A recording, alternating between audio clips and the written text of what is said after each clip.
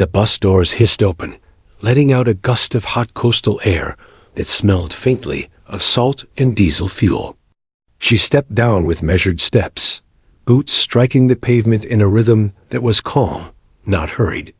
Around her, other recruits spilled out noisily, adjusting packs, cracking jokes, or tugging nervously at their uniforms.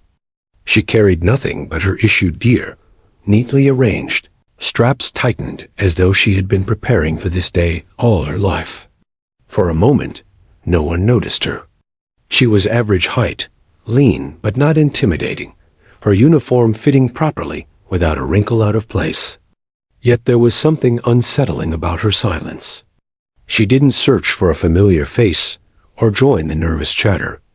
She walked toward the check-in table with eyes forward, steady as if she had already memorized every corner of this place.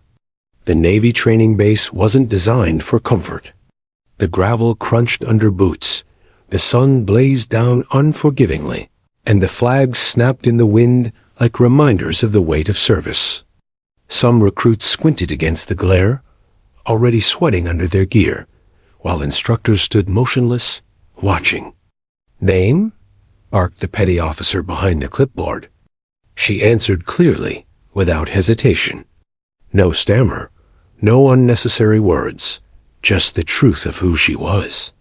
The officer glanced up, eyebrows raised slightly, then scribbled something down and waved her forward.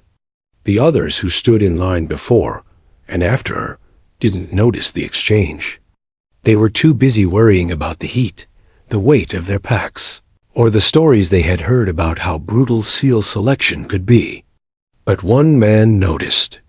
The SEAL medic stood at a distance, arms folded, watching the arrivals. Years of deployments had sharpened his instincts. He had treated men broken by war, seen arrogance stripped away in a heartbeat, and carried the weight of both victories and losses. When his eyes fell on her, he expected hesitation.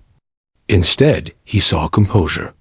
Something about the way she moved, no wasted effort, no fidgeting, caught his attention. She joined the formation quietly. Around her, the recruits shifted their weight, muttering under their breath, the atmosphere filled with nervous energy.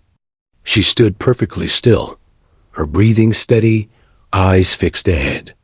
A few recruits glanced her way, then quickly looked elsewhere. Something about her stillness made them uncomfortable, as if she knew something they didn't. When the instructor began speaking, his voice boomed like thunder. He talked of grueling days ahead, of pain, exhaustion, and the mental battles that would separate the weak from the strong. His words rolled over the group like waves crashing against a cliff. Some recruits nodded eagerly, others clenched their jaws, bracing for what was to come. She simply listened, expression unreadable, as though she had heard all of it before. As they marched toward the barracks, the chatter resumed. "Think she'll last a week?" One whispered. "She doesn't even talk," another muttered. "Bet she's scared. Or hiding something," a third added with a smirk. She heard every word, but her stride never faltered. A comment slid off her like rain against stone. She wasn't here to prove herself with words. She wasn't here to impress anyone. Every step she took was a reminder to herself that she had walked harder roads before. Inside the barracks, bunks clattered as recruits scrambled to claim spaces. Boots thudded, bags dropped, voices clashed. She placed her gear neatly on a lower bunk and began unpacking with quiet precision. Not hurried, not slow, just exact. Her hands moved like clockwork, folding, arranging, securing. When others finally noticed her silence, they stopped mid-movement, watching briefly before shaking it off. That night, as the lights dimmed, the barracks filled with restless whispers. Some recruits joked nervously, others planned strategies for morning drills, and a few tried to fall asleep despite the storm of anticipation in their minds. She lay on her bunk staring at the ceiling, perfectly still. Sleep did not come easily, but it didn't matter. She had learned long ago to function without rest. The next morning arrived with shouts and the blaring of whistles. Boots hit the floor, laces pulled tight, bodies rushed outside into the biting dawn air. She was already awake, already laced, already standing at the ready when the call came. The instructors wasted no time. Push-ups, sprints, gear hauls, everything designed to strip away pretense. Grunts and groans echoed across the training field as recruits began to falter, sweat pouring, arms shaking. She moved with controlled rhythm, conserving energy, steady breath after steady breath. She did not compete with those beside her.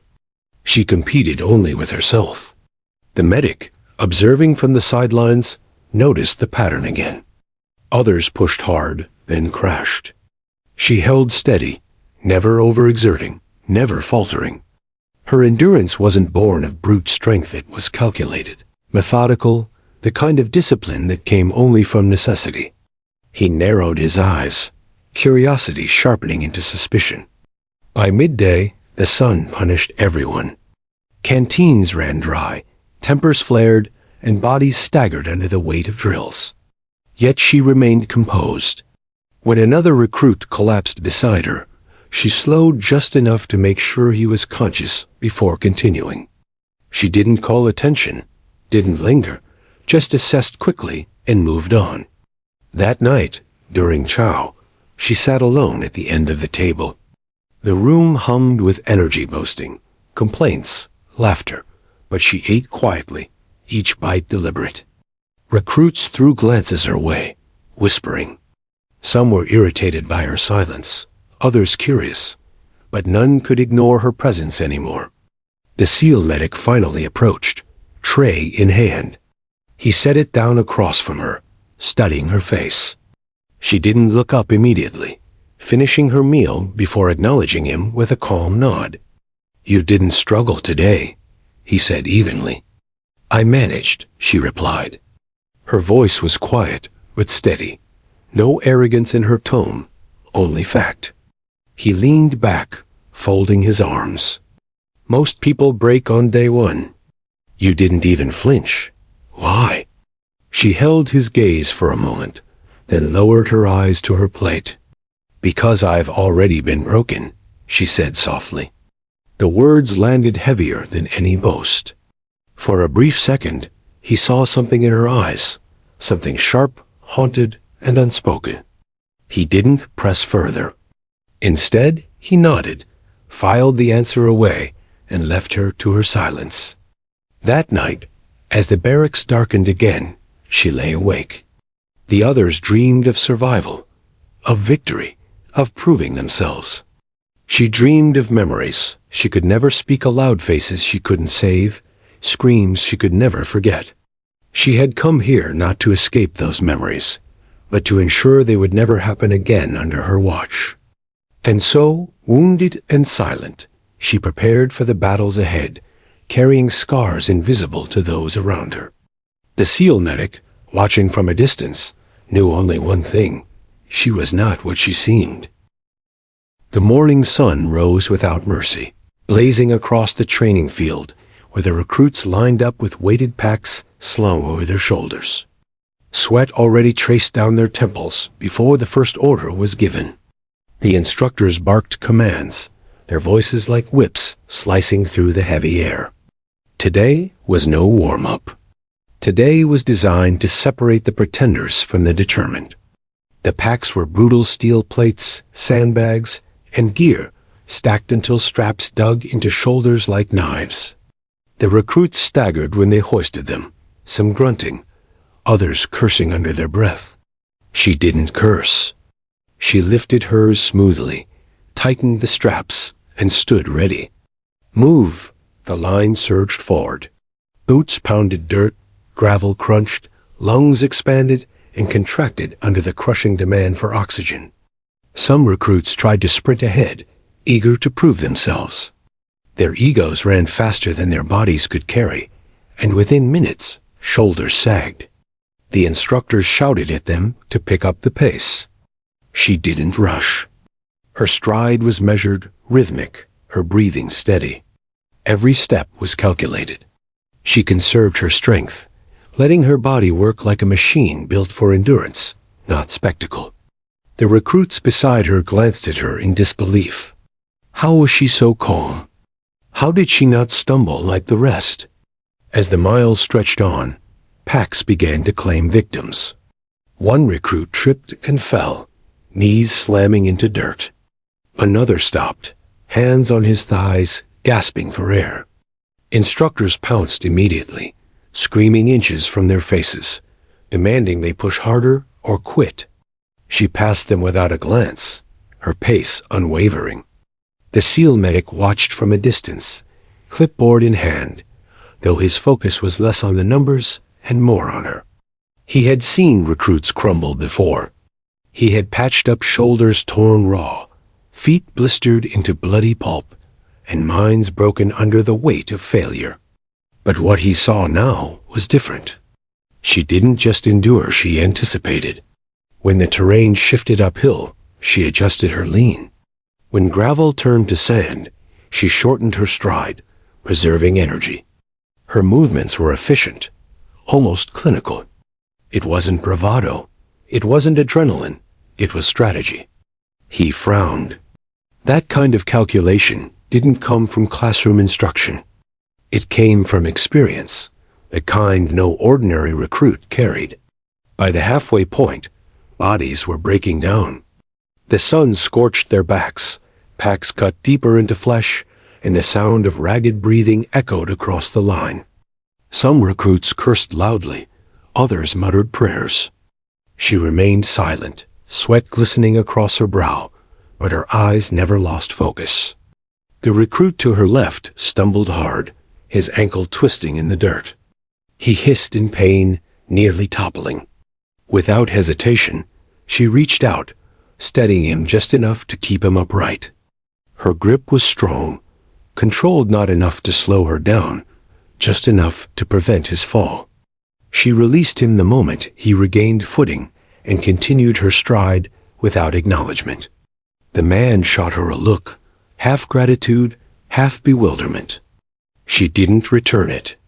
Helping him had been instinct, not kindness. The medic's pen tapped his clipboard. His suspicion deepened. By the time the recruits reached the final stretch, exhaustion had stripped away bravado. Shirts clung to sweat-soaked backs, boots felt like anchors, and every step became a battle of willpower. Some whispered to themselves, coaxing their legs to keep moving. She did not whisper. Her silence was unnerving, even to those who ran beside her. When the finish line came into sight, a few recruits sprinted desperately, burning the last of their energy for a show of strength. She did not sprint. She crossed at the same steady pace she had begun with, shoulders squared, breathing controlled. She dropped her pack at the instructor's command, then stood straight, chest rising and falling in calm rhythm. The difference was stark. Others bent over, clutching their knees, gasping for breath. Some collapsed onto the ground, chests heaving violently. She looked as though she had just completed a casual run, not a grueling endurance test. Whispers spread quickly. She's not even tired. How is that possible? She's hiding something.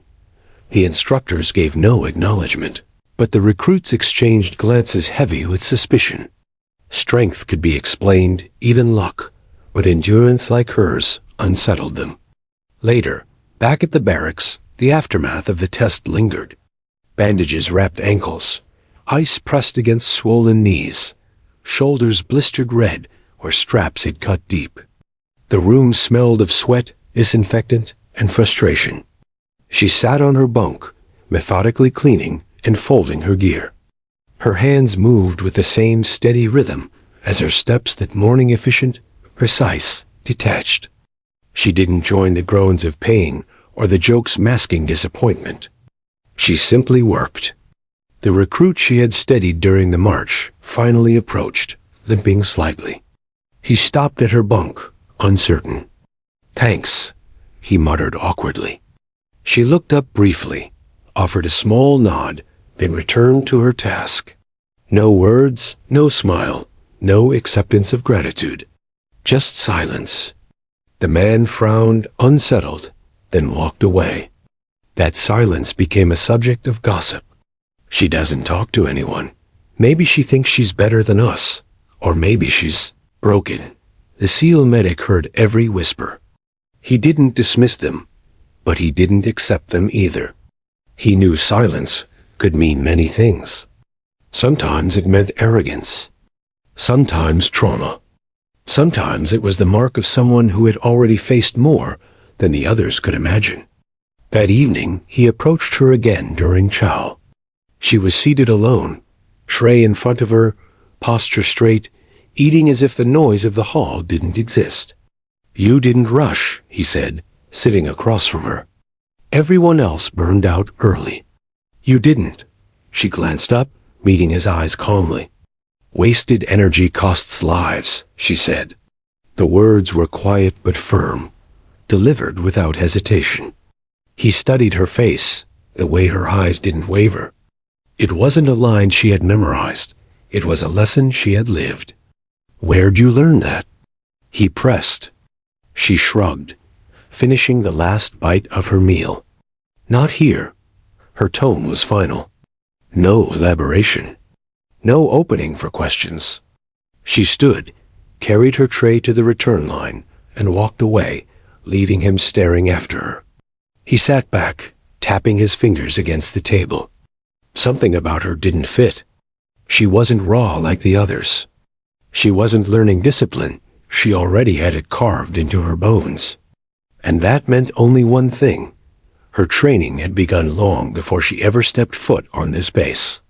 The whispers of recruits grew louder that night, fueled by frustration and bruised pride. Some dismissed her as a fluke. Others speculated she had been specially prepared. None of them knew the truth. But the medic, sharp-eyed and experienced, felt the weight of it pressing against his instincts. Who was she, really? And what had forged her silence into steel? He didn't have answers yet, but he intended to find them. The morning air carried the metallic tang of gun oil and the faint echo of distant drills. Today's challenge was the shooting range, a test meant to strip away illusions of skill and expose nerves under fire. For some recruits, it was the day they proved their worth. For others, it was the day their shaking hands betrayed them. The recruits lined up in rows, rifles clutched tightly, the sun glaring down on polished steel. The instructors barked safety commands, their voices sharp, unforgiving. Targets stood, waiting at varying distances, black silhouettes daring each trainee to reveal who they truly were when precision mattered. She stood in the line like everyone else, rifle at her side, expression unreadable. Sweat rolled down her temple, though not from nerves, merely from the unrelenting heat. The other recruits shifted, cracking knuckles, bouncing on their toes, trying to shake off tension. She did none of that. Her stillness unnerved them more than if she had trembled. The SEAL medic stood behind the formation, arms crossed. He wasn't here to score their targets. That task fell to instructors, but he observed nonetheless. He wanted to see not just who could shoot, but how they shot. Fear showed in the smallest details. The way fingers tightened too early on the trigger, the way shoulders hunched in anticipation, the way breaths came ragged under pressure. The order rang out. Load! Bolts slid back, magazines clicked, metal clattered against metal. She moved with practiced efficiency, each motion smooth, deliberate. She didn't fumble or rush. The rifle became an extension of her body, something familiar rather than foreign. Fire! The crack of rifles erupted in unison, deafening and sharp. Some recruits jerked their weapons, flinched at the recoil, or rushed their shots. Others steadied themselves, landing decent hits, but scattering across the target. Her first shot rang out clean and precise. The round punched directly into the center of the silhouette. She exhaled, shoulders steady, and fired again. Another perfect hit. By the time her magazine was empty, a cluster of holes marked the center of her target, so tight they nearly overlapped. The recruit beside her cursed under his breath, his shots scattering across the edges of the paper. He glanced at her target, eyes widening in disbelief. When the ceasefire whistle blew, silence fell heavier than the echoes of gunfire. Instructors moved down the line, inspecting. Some targets were riddled with holes off-center, others embarrassingly bare. But when they reached hers, they paused, exchanging looks. One instructor raised an eyebrow, muttering something under his breath before moving on. The recruits began whispering. "She didn't miss. That's impossible. No one shoots like that on the first run." She said nothing. She cleared her rifle, set it down, and stood at attention, as though the whispers belonged to another world. The SEAL medic narrowed his eyes. He wasn't impressed easily, but precision like that couldn't be dismissed as luck. He had seen recruits get lucky before, but luck didn't repeat itself shot after shot. That was training, and training that deep meant experience. The next phase was harder. Moving targets, timed shots, stress drills designed to simulate combat. Recruits sprinted, dropped prone, fired on command, heart rates soaring, lungs screaming for air. Accuracy plummeted under pressure. Even the best shooters struggled when exhaustion crept in. But she adapted seamlessly. Her breathing slowed despite the sprint. Her fingers squeezed, never jerked. Every bullet landed where it needed to. Her body moved like a machine designed for this rhythm, conserving energy while others burned theirs recklessly. By the third round, the whispers had turned to uneasy silence. No one wanted to admit it aloud, but the truth hung heavy. She was outperforming them all, and she wasn't even trying to show off. When the drill ended, the recruits collapsed onto the benches, gulping water, wiping sweat from their foreheads. Some laughed nervously, others cursed their poor aim. She sat quietly, wiping down her rifle with calm precision, her face unreadable. The medic approached, standing just behind her shoulder. "You've handled a rifle before?" he said, his tone flat but edged with suspicion. She didn't look up. "Yes. Where?" Her hands paused briefly, then resumed their steady rhythm. "Different places." That's not an answer. Finally, she glanced at him, her eyes steady. "It's the only one I'm giving." He held her gaze for a long moment before stepping back. He'd heard evasion before, but this wasn't the nervous dodge of a liar. This was the practiced deflection of someone used to protecting their past. Later that evening, as the recruits cleaned their gear in the dim light of the barracks, the gossip spread again. Some dismissed her as lucky. Others accused her of having prior military connections, maybe even secret training. The theories grew wilder with each telling. "She's not one of us. She's hiding something big. Maybe she's a plant testing us." She ignored them all. Her silence was both shield and weapon, cutting deeper than words ever could. The more they speculated, the more her mystery grew. The medic, however, wasn't content with speculation. He began watching her more closely, not just during drills, but in the moments in between. The way she scanned the environment subtly, as though assessing threats. The way she rationed water, sipping slowly instead of gulping like the others. The way her eyes hardened whenever someone screamed in frustration, as if the sound pulled her somewhere else entirely. He had treated men who carried ghosts. She had that same look. The next morning, another test awaited. Blindfolded weapon assembly. It was meant to simulate low-visibility combat, forcing recruits to rely on touch and memory. The instructor dumped disassembled rifles onto tables, blindfolds issued. The recruits groaned, fumbling with unfamiliar pieces. Some swore loudly, pieces clattering to the ground. She worked silently, fingers tracing metal with precision. Within minutes, the rifle clicked together, assembled flawlessly. She set it down and waited, hands folded neatly. When the blindfold came off, The instructor stared at the completed weapon in disbelief. He checked it twice, then said nothing, only moving to the next table. More whispers. More suspicion. More unease. That night, the medic finally approached again, this time more direct. "You don't just know how to shoot," he said. "You know how to fight. That doesn't come from training manuals. That comes from something else. So tell me, what are you doing here?" She didn't answer immediately. Instead, she folded her gear, each motion precise, before finally looking up. "I'm here for the same reason everyone else is," she said quietly. "To make sure when it matters, I don't fail." It wasn't the answer he wanted, but it was the only one she offered. And once again, he walked away with more questions than answers. In the silence of the barracks, she lay awake while others drifted to sleep. Her mind replayed images she could never share: dark alleys, distant gunfire, hands slick with blood. She had learned long ago that skill wasn't about glory. It was about survival. And on this base, surrounded by doubt and suspicion, survival meant keeping her silence as sharp as her aim. The SEAL medic couldn't shake it. She was too calm, too precise, too experienced.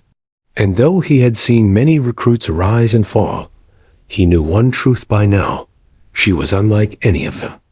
And that made her dangerous, not because of what she lacked, but because of what she refused to reveal. The recruits were exhausted from days of unrelenting tests, miles of running, endless push-ups, bruised shoulders from rifle drills, but none of them knew what waited when the instructors called them out that morning. The sky was overcast, heavy with clouds that pressed low against the training grounds. A cold wind carried the tang of smoke from the field beyond.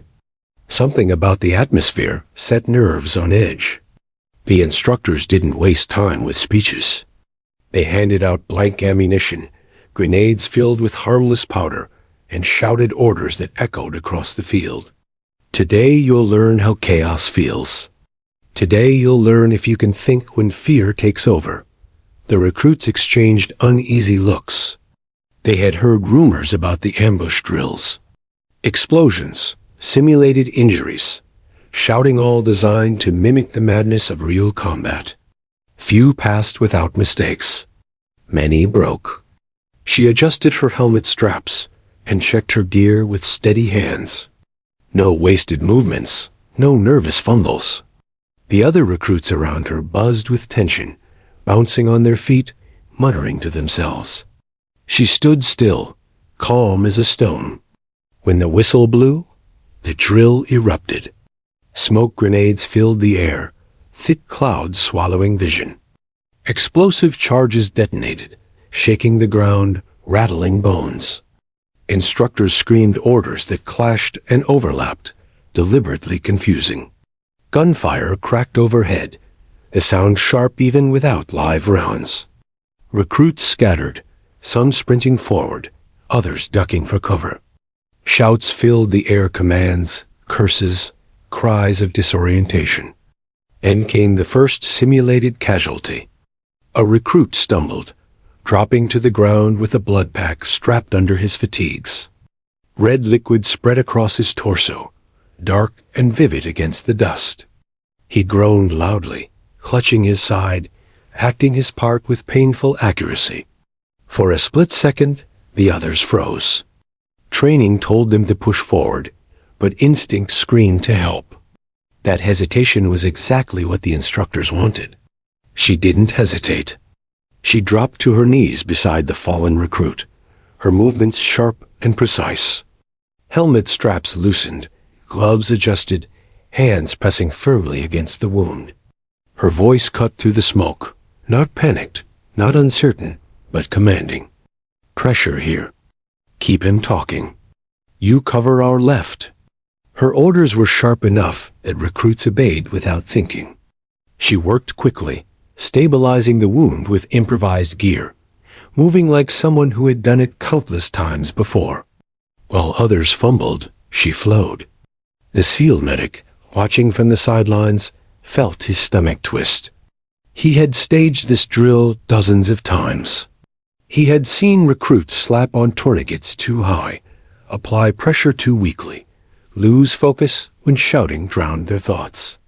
But she moved with the certainty of experience. Every motion was correct, efficient, almost automatic. The casualty groaned again, shifting under her grip. She adjusted instantly, tightening pressure, instructing him to breathe steadily. Her calmness wasn't rehearsed, it was lived.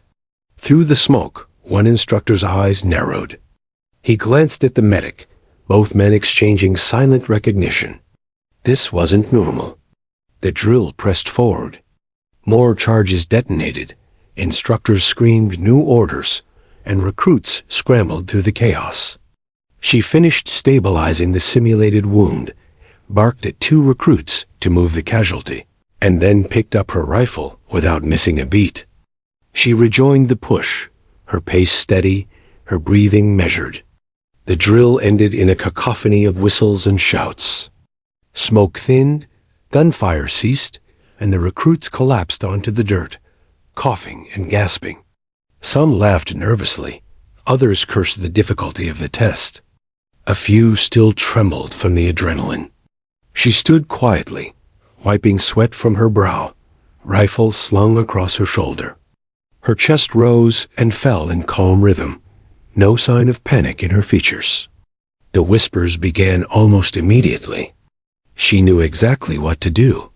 That wasn't training, that was something else. Who is she really? She ignored them all. She cleaned her hands on a rag, adjusted her gear, and walked toward the water station without a word. The SEAL medic intercepted her. He stepped into her path, his expression unreadable, but his eyes sharp with suspicion. "You've done this before," he said, his tone flat. She met his gaze without flinching. "That's the point of training, isn't it?" "Not like that," he pressed. "You didn't just practice a drill. You executed under chaos like you've been there before." She didn't respond. She simply lifted her canteen, unscrewed the cap, and drank slowly, her silence a wall he couldn't penetrate. The medic studied her for a moment longer before stepping aside, but his thoughts churned.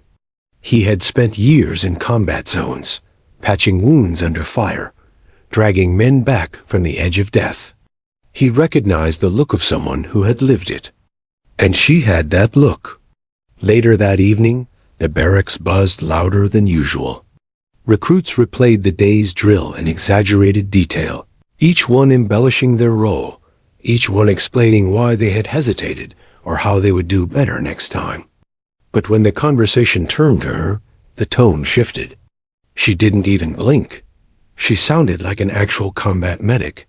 "That's not possible. She's just a recruit like us." She sat on her bunk, quietly cleaning her gear. She didn't defend herself, didn't argue, didn't even acknowledge the whispers. Her silence only deepened the mystery, fueling both resentment and awe. One recruit finally snapped. He stormed over, frustration etched into his sweat-streaked face. "What are you hiding?" he demanded. Nobody's that calm unless they've already seen the real thing. The room went quiet. All eyes turned to her. She looked up slowly, her expression unreadable. "You should worry about your own training," she said softly. The recruit scoffed, muttered a curse, and walked away, but the tension lingered. The SEAL medic had been leaning against the far wall, arms folded, watching. Her answer wasn't for him, but it confirmed his suspicion. She was carrying more than just discipline. She was carrying history. That night, long after lights out, the barracks fell into uneasy silence. The recruits snored, murmured, shifted in restless sleep. She lay awake, staring at the ceiling, her mind replaying images that drills could never capture fully, the sound of real gunfire, the metallic scent of real blood, the weight of real bodies going limp beneath her hands. Her silence wasn't fear. It was memory. The medic, alone in his quarters, couldn't sleep either. He kept seeing her movements, her control, her composure in chaos. He had no proof yet, but instinct screamed that she had walked through battlefields long before this pace. And the question gnawed at him. Why was she here, training alongside recruits, when she clearly wasn't one of them? By morning, whispers would grow into rumors, and respect would mix with unease. She had revealed more than she intended, not with words, but with skill. And though the others didn't understand it, the medic knew the truth pressing at the edges of his thoughts. Her silence was forged in fire. The mess hall buzzed with the restless energy of recruits who had survived another brutal day of training. Metal trays clattered against counters, utensils scraped loudly, and voices carried in overlapping conversations that rose and fell like an unpredictable tide. The air smelled of sweat, reheated rations, and the faint bite of disinfectant, a mixture that clung stubbornly to the walls. Every table was crowded, men and women jostling for space, retelling the events of the ambush drill with the urgency of soldiers trying to make sense of what they had endured. The explosion charges had rattled more than a few nerves, and the casualty with the blood pack was still the centerpiece of conversation. Some laughed at how they had fumbled their gear.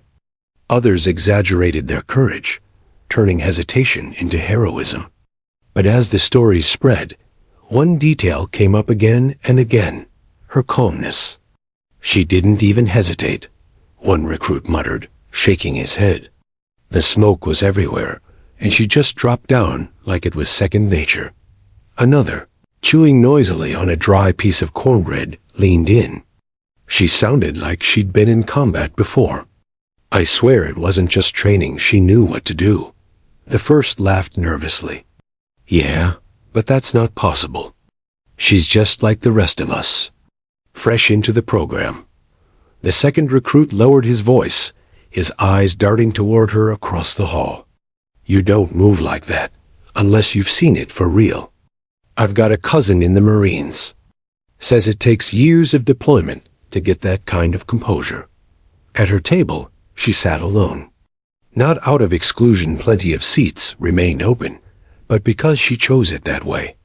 Her tray was simple: a scoop of mashed potatoes, a slice of turkey, a cup of water. She ate methodically, one bite at a time, as if the noise and gossip around her didn't exist. Every so often, a recruit's glance lingered too long, curiosity etched on their face. She ignored them all.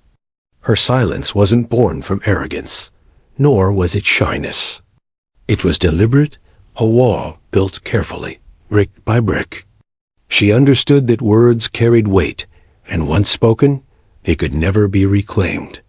Better to conserve them, better to let actions fill the space where chatter usually lived. But silence has its own gravity, and in a hall filled with voices, hers pulled at people like a hidden current. A group at the far end of the table began whispering louder than they realized. She didn't just help him. She commanded us. Did you hear the way she gave orders? Like she'd done it before. Yeah, another chimed in. And that medic, he kept staring at her. Like even he was shocked.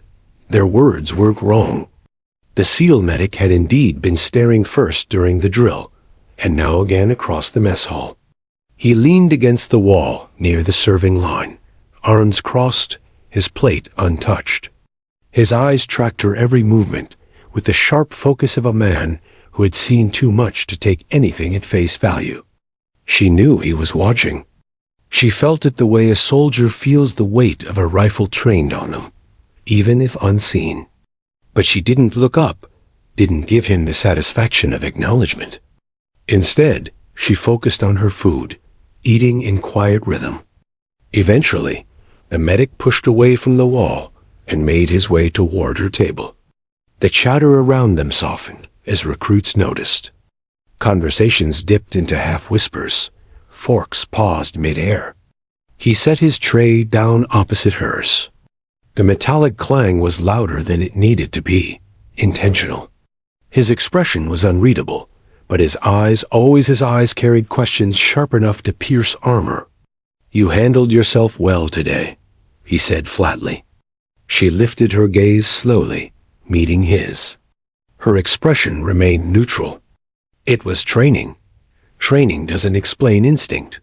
His voice was calm but edged, like a knife dulled by years of use, but still dangerous in the right hands. She took a sip of water before answering. Instinct comes from repetition. He leaned forward slightly.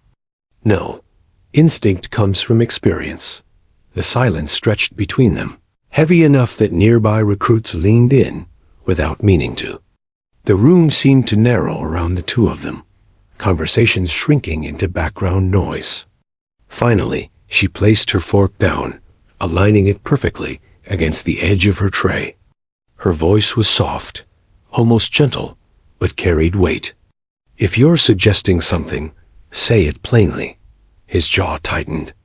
I've seen combat medics freeze under less. I've seen seasoned soldiers lose their grip when chaos hits.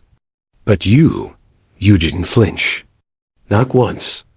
That doesn't come from drills on a safe pace. She studied him for a moment, her expression betraying nothing.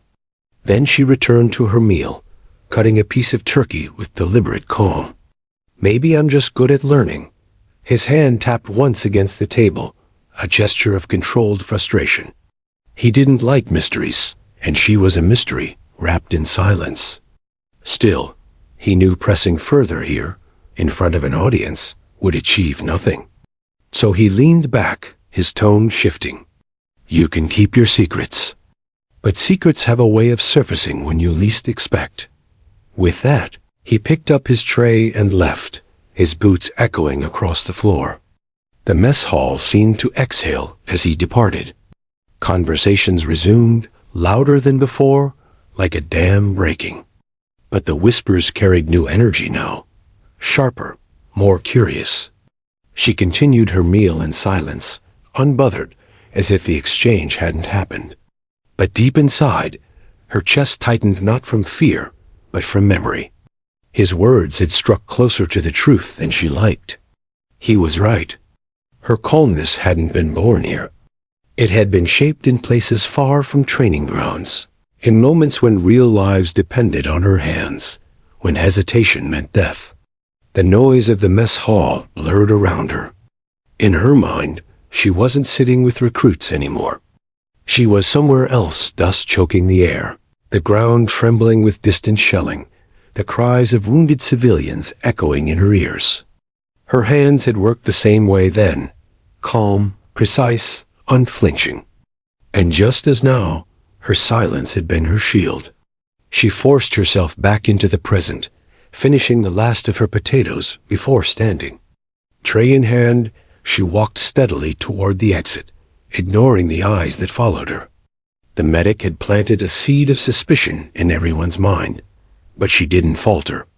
She had lived with heavier suspicions before, in harsher places, under crueler eyes. What mattered wasn't their doubt. What mattered was keeping her resolve intact, quiet, steady, unbroken. For silence, she knew, was sometimes the loudest weapon of all. The morning began like any other on the training grounds.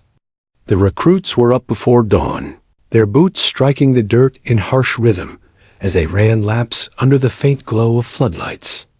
The air was damp with mist, the kind that clung to uniforms and made the world feel heavier.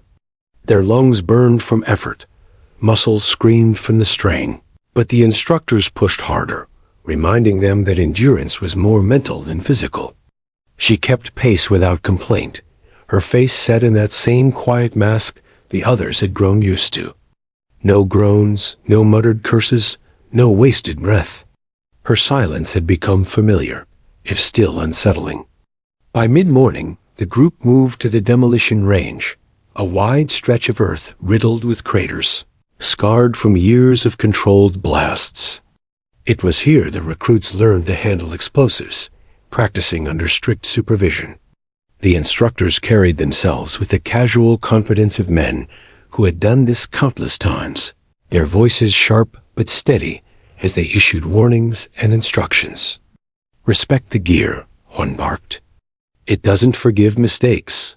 The SEAL medic lingered at the perimeter, arms folded, eyes scanning. He wasn't here to oversee technique. He was here to monitor what happened when things went wrong.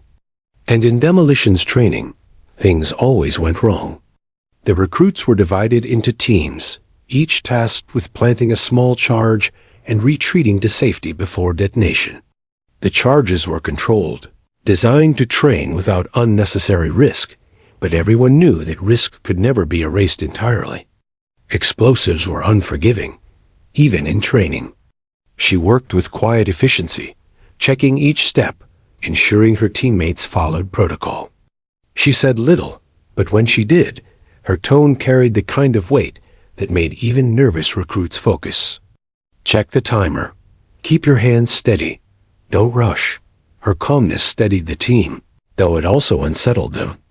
It was the same composure she had shown during the ambush drill, and it reminded them of questions that still lingered. The first few detonations went smoothly, controlled blasts echoing across the range, dust clouds rising into the air. The recruits whooped, adrenaline masking their exhaustion. Instructors barked corrections, but there was satisfaction in the way each team carried out their tasks. Then it happened. A miscalculation. A timer set wrong. A charge triggered prematurely. The blast was sharper than intended, closer than it should have been. The ground shook violently, and a scream cut through the air. One recruit went down, clutching his leg. Blood seeped between his fingers, dark and real. This was no drill. For a split second, the world froze. The instructors shouted for order. Recruits stumbled backward in shock, and panic cracked through the group like lightning. But she was already moving. Her boots pounded the dirt as she sprinted toward the injured recruit, dropping to her knees at his side. Her hands pressed hard against the wound, stemming the flow of blood with practiced precision. "Stay with me," she said firmly, her voice steady. "Breathe. Look at me. You're not going anywhere." Her commands were sharp, unyielding. She tore fabric from her own uniform to create a pressure bandage, tightening it with strength that belied her frame. Her eyes stayed locked on the recruits, anchoring him in the storm of chaos. The SEAL medic ran forward, but he slowed as he reached them, his gaze locking on her movements. She worked with speed and confidence, her hands steady even as blood soaked through the makeshift bandage. "Tourniquet," she snapped, without looking up. A recruit nearby fumbled with his gear, hands shaking before passing it to her. She secured it above the wound, twisting until the bleeding slowed. The injured man groaned in pain, eyes rolling, but she didn't falter. Her voice cut through his panic like steel. "Focus on my voice. Inhale, exhale. That's it. You're fine. You're not dying today." Her words weren't soft. They were forceful, commanding, but they worked. His breathing steadied, his grip on consciousness tightening. The medic crouched beside her, watching with narrowed eyes. He had seen this before, the rhythm of someone who had patched wounds under fire, the calm of someone who knew the stakes when seconds meant everything. "You've done this before," he said quietly, too low for the others to hear. Her eyes flicked to his for the briefest second. "Help me stabilize him," she replied, not acknowledging the accusation. Together, they secured the wound, checked vitals, and prepared the recruit for evacuation. The instructors had already called for transport, and within minutes, a vehicle roared onto the range to carry the injured man away. The moment stretched as silence fell over the group. The recruits stared at her, their faces pale, their bodies still buzzing from the shock of the blast. They had all trained for emergencies, but training and reality were two different worlds. She had crossed that line without hesitation. The medic rose slowly, his eyes never leaving her. She wiped her bloodied hands on her uniform, standing with quiet composure, as if what she had just done required no recognition. But recognition came anyway. Whispers spread among the recruits, low at first, then louder. She saved him. She didn't panic. Did you see how fast she moved? Some looked at her with admiration, others with unease. Questions burned hotter now, fueled not by rumor, but by proof. No recruit should have reacted like that.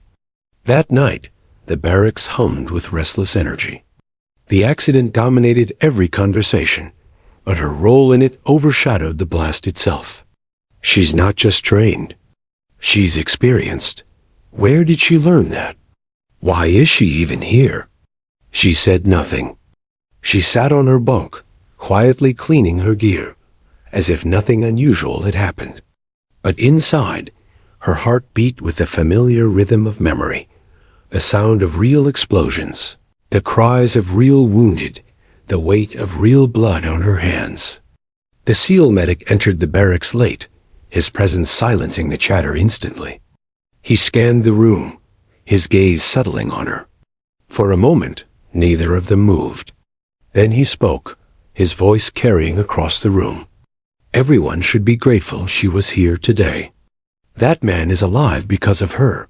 The recruits murmured agreement, some nodding, others glancing uneasily at her. But the medic didn't stop there. His tone sharpened. And one day, we're going to find out why she was so ready for it. The words hung in the air, heavy and undeniable. She didn't flinch. She didn't argue. She simply returned to polishing her rifle, her silence louder than any defense she could have spoken. The medic watched her for another long moment before turning away. But in his mind, the truth had already crystallized. She wasn't just a recruit. She was something else, something forged in fire long before this program. And now everyone knew it too.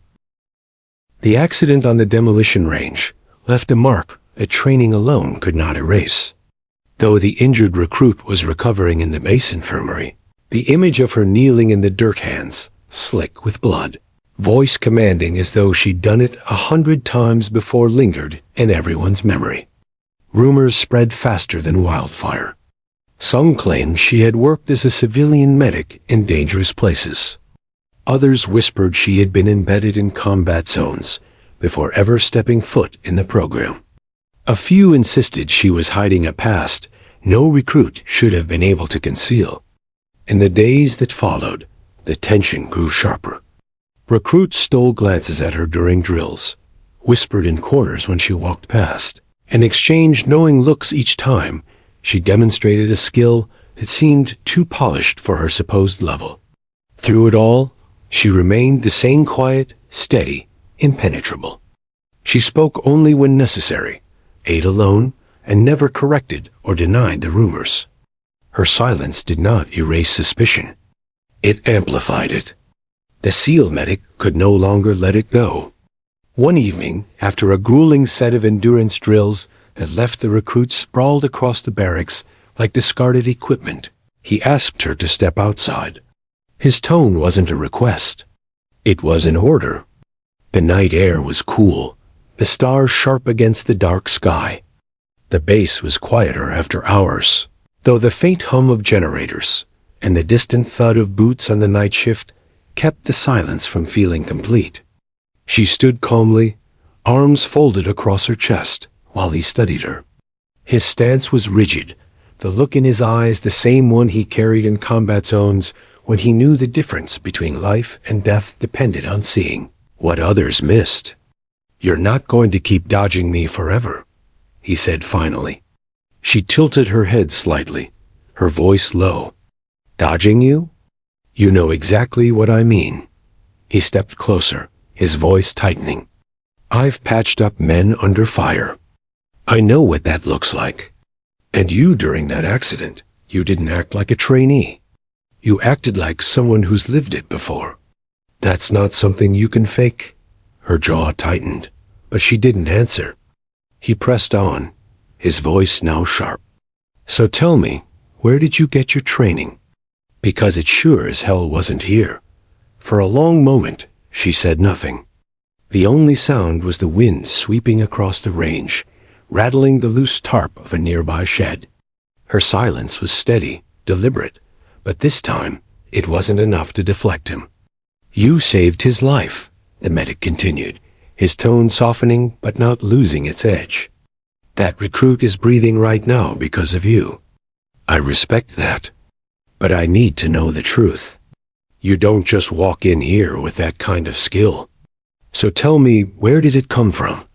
Finally, her eyes lifted to meet his. They were steady, but behind the calm, there was something heavier shadows of memory, scars carved deeper than the skin could show. "You think you want the truth," she said quietly. "But truth has weight.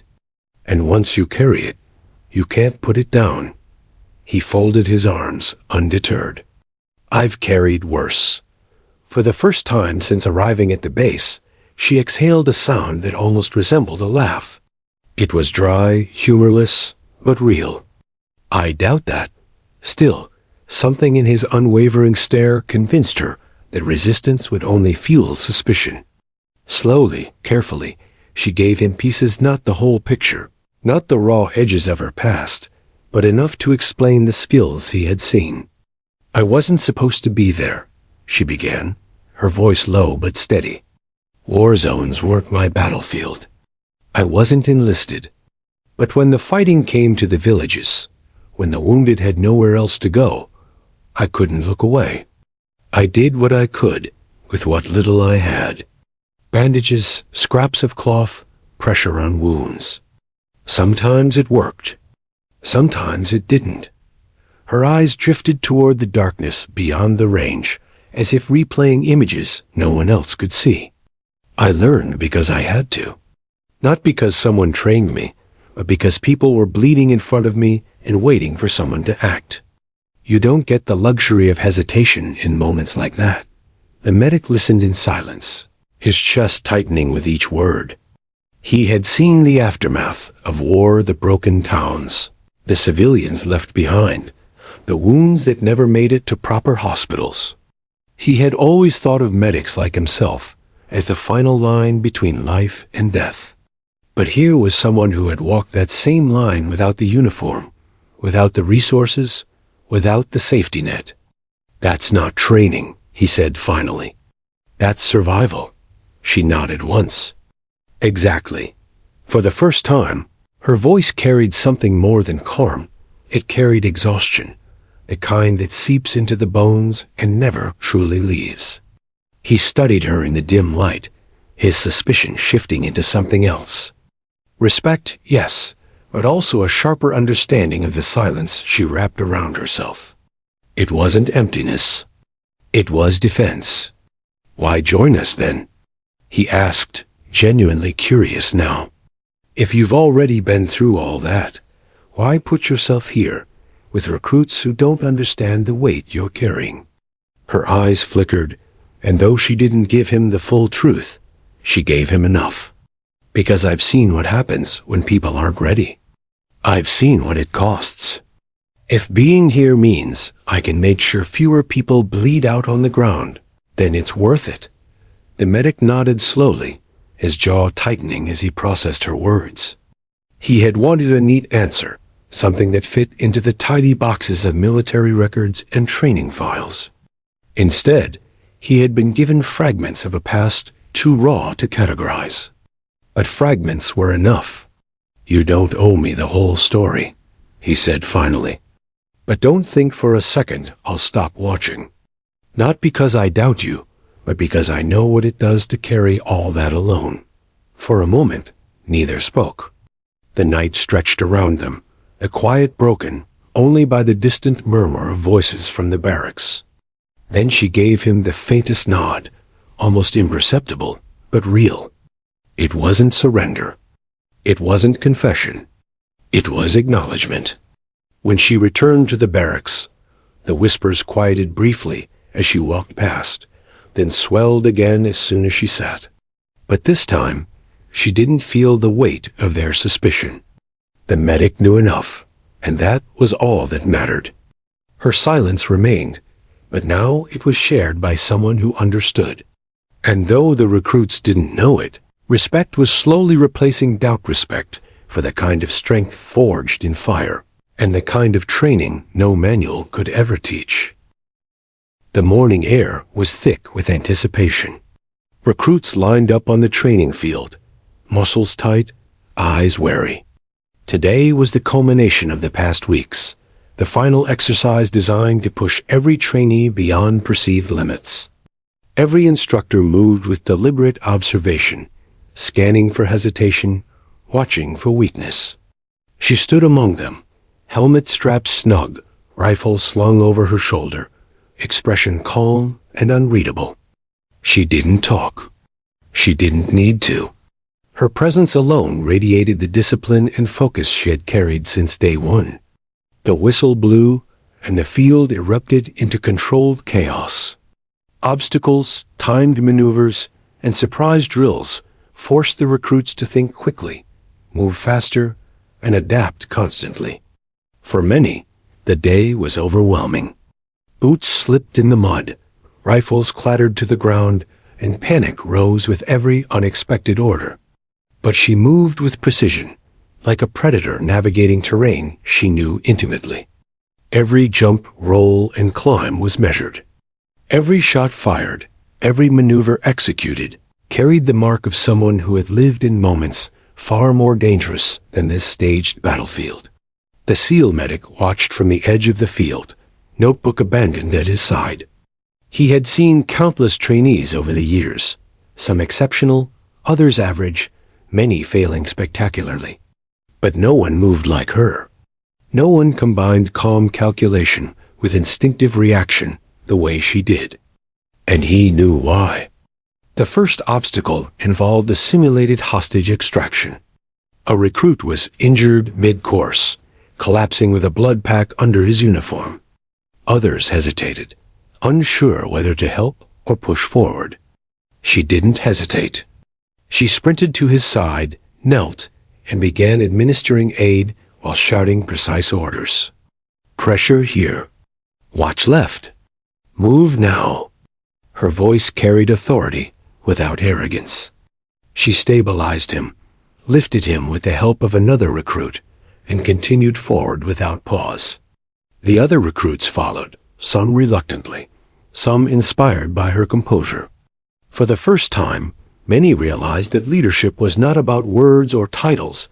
It was about action under pressure. Next came the live fire simulation. Targets moved unpredictably, and blank rounds flew with startling realism.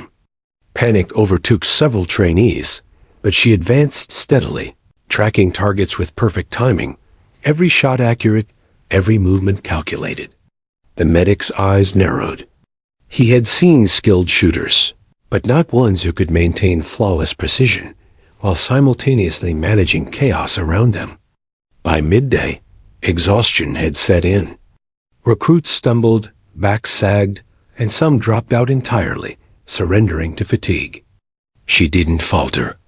Even when instructors increased the difficulty, forcing them to navigate smoke, mud, and obstacles simultaneously, she remained unwavering. Her rhythm never broke. The final phase was a mental test, disguised as a physical challenge. Recruits had to navigate a labyrinth of obstacles while following orders given at random intervals. Mistakes were penalized, but hesitation could cost lives simulated or otherwise. Others faltered. Some froze, overwhelmed by conflicting commands. She moved deliberately, processing orders quickly, weighing every decision, executing flawlessly. Every recruit who had doubted her before now trailed her, instinctively following the pace and calm authority she projected. By late afternoon, the exercise ended. Instructors stepped forward, evaluating results. Some recruits were panting, shoulders raw, faces flushed with exhaustion. Many had struggled, some had failed outright. But she stood upright, uniform mud-stained but orderly, eyes bright and unyielding. She had not just completed the exercise, she had mastered it. The instructors exchanged glances, a silent acknowledgement passing among them. One stepped forward and addressed the group. Some of you may have doubted your abilities. Some of you may have doubted others. Today, you saw what discipline, focus, and training can achieve. And you saw the value of calm under pressure. Heads turned toward her. Whispers traveled like wildfire. She didn't even sweat. She was perfect. She's different. The SEAL medic stepped beside the instructor, eyes fixed on her. He didn't speak immediately. Instead, he observed as the trainees filed past, some offering nods, some hesitant smiles, all recognizing the quiet authority she had demonstrated. Finally, he addressed her directly. "You've earned their respect and mine." His tone was firm, but carried the weight of understanding, admiration, and the unspoken acknowledgement of her past. "I've seen what you can do. I've seen where your calm comes from. You've carried more than most of us could survive, and yet you still stand here, teaching others without a word." She tilted her head slightly, a hint of a smile touching her lips, but her voice remained calm. "I didn't do it for respect. I did it because it had to be done. If someone dies because I hesitated, respect won't matter." The medic nodded, approving the honesty in her words. "Then carry on. But know this, you've made an impression that won't be forgotten." For the first time since the program began, the other recruits approached her, some awkwardly, some with tentative admiration. "Thanks for covering me during the blast drill," one muttered, still pale from the memory. "You're calm. It kept me from panicking," another admitted. She nodded once, a silent acknowledgement. That was all. Words weren't necessary. Her actions had already spoken louder than any conversation could. By evening, the barracks felt different. Where suspicion and whispers had once filled the halls, respect and quiet acknowledgement now lingered. Even those who had doubted her before now treated her with an unspoken reverence, recognizing the skill, discipline, and history she carried. The medic observed from a corner, satisfied but not surprised. He had expected nothing less once he understood her past and saw her in action. And yet, even he couldn't ignore the quiet power of her presence, the way she commanded respect without raising her voice, the way she led without insisting on recognition. Later that night, as the recruits slept, she remained awake. Not out of vigilance, but habit. Her mind traced the events of the day, the drills, the casualties, the chaos, the quiet victories that no one would record. She allowed herself a rare moment of satisfaction, not for applause, but for knowing she had upheld the standard she had always carried, the same standard that had saved lives long before she set foot on the base. The SEAL medic lingered nearby, silently observing. He had no need for words now. He understood her, and in that understanding, she found a kind of peace, not in recognition, but in the knowledge that her actions had spoken clearly, leaving no room for doubt. By sunrise the next day, she would rise, ready for the next drill, the next test, the next challenge. But tonight, respect had been earned not through words, but through courage, skill, and the quiet resolve of someone who had already lived more than many could imagine. The recruits, the instructors, and the medic alike had seen it, and none would forget it. Silence, once her shield, had become her voice. And in that silence, she had finally been understood.